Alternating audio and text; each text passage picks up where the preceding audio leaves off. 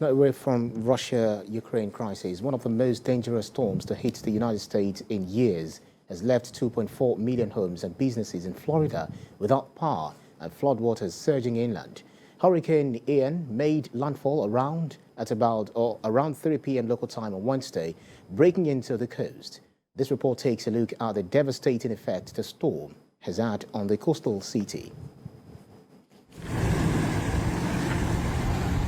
Dramatic scenes saw a hospital roof blown off, cars submerged and trees ripped out of the ground.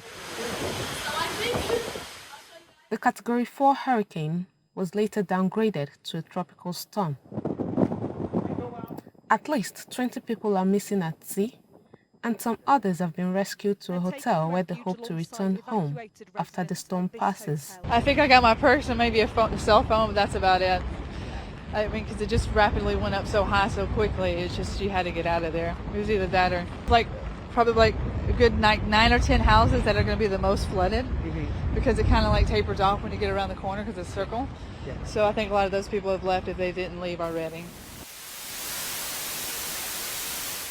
However, Floridians were warned that the most dangerous 24 hours lay ahead.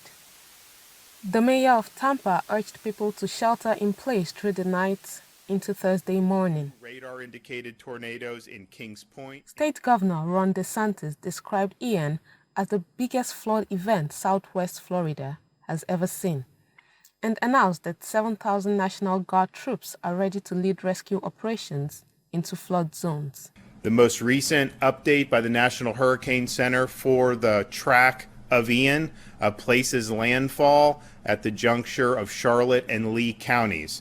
And so if you think about where we were 48 hours ago with a much different track, 24 hours ago looking a lot like Tampa Bay, and then each model and then now the performance of the storm is causing the Hurricane Center to move it southeastward in terms of where it's on the west coast of Florida.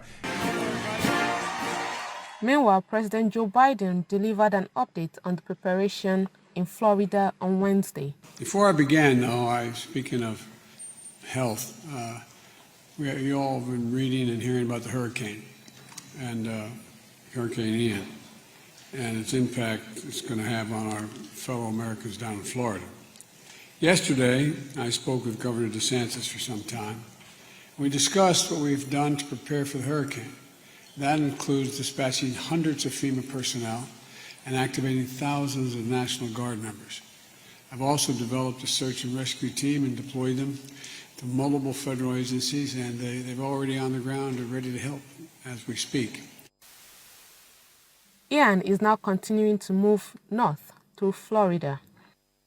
Virginia has also joined Georgia, North Carolina, South Carolina, and Florida by declaring a state of emergency. Cuba's western coast was hit by Ian on Tuesday. Power has now been restored in some areas after the island was plunged into total blackout.